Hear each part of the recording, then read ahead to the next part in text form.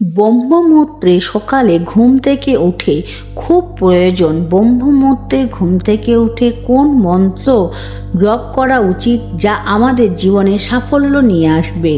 মূল কথা, ব্রহ্মমুহূর্তের সম্পর্কে যা যা জানতে চাইছেন তা এই ভিডিও থেকে পাবেন। নমস্কার বন্ধুরা, শুভবার্তা চ্যানেলে আপনাদের প্রত্যেককে সুস্বাগতম। চলুন তাহলে শুরু করা যাক। আজকের ভিডিওটি শুরু করার আগে বলবো, যদি আমার ভিডিওটি খুব ভালো লেগে থাকে কমেন্টে অতি অবশ্যই হরে কৃষ্ণ লিখতে ভুলবেন না। আর এই রকম ভিডিও পেতে আমার চ্যানেলটিকে সাবস্ক্রাইব করতে ভুলবেন না। অনেক কথা হলো, এবার শুরু করি। প্রথমেই আসি ব্রহ্মমুহূর্ত কি সেটি বলবো। ব্রহ্মমুহূর্ত মানে ব্রহ্মা মানে বিশ্ব, আর মুহূর্ত মানে সময়।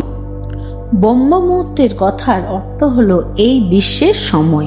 এই সময়কে ব্রহ্মার সময়ও বলা হয়।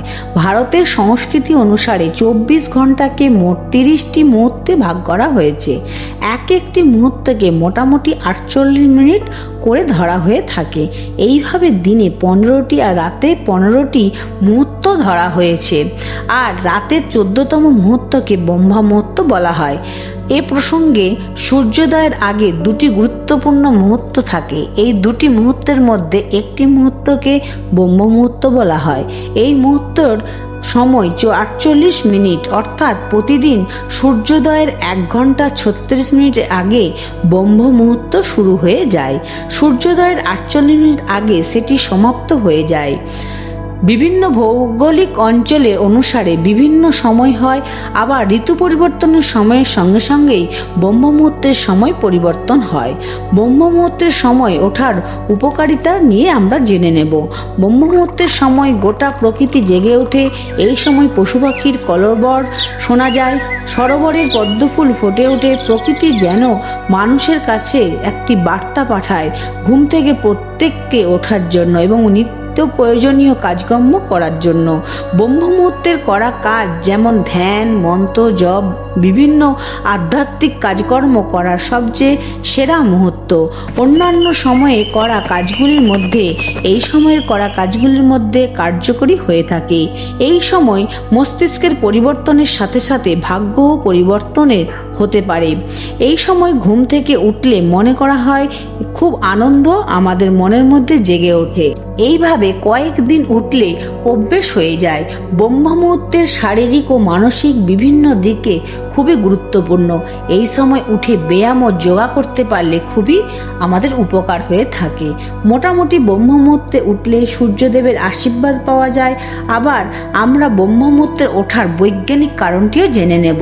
বৈজ্ঞানিকরা বলতে চেয়েছেন যে এই ব্রহ্ম মুহূর্তে ঘুম থেকে উঠলে খুবই ভালো। তার কারণ বাতাসে প্রচুর পরিমাণে অক্সিজেন থাকে এবং হিমোগ্লোবিন তৈরি করে, যা আমাদের শরীরের পক্ষে খুবই উপকারী। এই সময় ঘুম থেকে উঠলে শ্বাসকষ্টজনিত রোগ ও ফুসফুসের রোগ ভালো হয়ে যায়। শরীরে রোগ প্রতিরোধের ক্ষমতা বাড়ে। সবাই যখন ঘুমিয়ে থাকে সেই সময় ধ্যান ও পুজো করলে আমাদের উপকারে আসে। এই ব্রহ্ম মুহূর্তে কি কাজ করা যাবে না সেটি হলো খাওয়া যাবে না, তাহলে বিভিন্ন অসুখের মুখে পড়তে হয়। এই যে বললাম ব্রহ্ম মুহূর্তে ওঠা পড়ার, কিন্তু অসুস্থ লোকেরা উঠবেন না। ব্রহ্ম মুহূর্তে কোনো কোনো মন্ত্রগুলি জপ করা উচিত, সেগুলি আমরা জেনে নেব। প্রথমেই ঘুম থেকে উঠে বাবার নাম নিন 4 বার, মায়ের নাম নিন 3 বার এবং গুরুদেবের নাম 3 বার নিন। এরপর ইষ্ট দেবতার নাম নিন।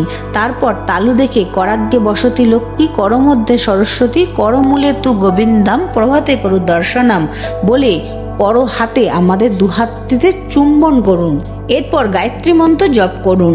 ওং ভূম ভূমেস্বাহা তস্যবিতুল ভারের নাম। এই গায়ত্রী মন্ত্রটি আপনারা পুরোটি জপ করুন। এরপর ধ্যান করতে পারেন। ওং মন্ত্রটি আপনারা জপ করতে পারেন। এতে পরিবারের সুখ শান্তি বাড়ে, অর্থ সংকট কাটে। ব্রহ্ম মুহূর্তে পুজো করলে দেবদেবীরা খুব সন্তুষ্ট হন।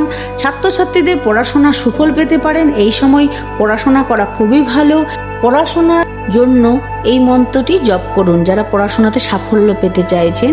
করাগ্গে বসতি লক্ষ্মী, করমধ্যে সরস্বতী, করমূলে তু গোবিন্দাম, প্রভাতে করু দর্শনম, শেষে শ্রী ভগবতে বাসুদেবায় নমঃ। এই মন্ত্রটি জপ করে দিনটি শুরু করুন। ভালো থাকুন বন্ধুরা।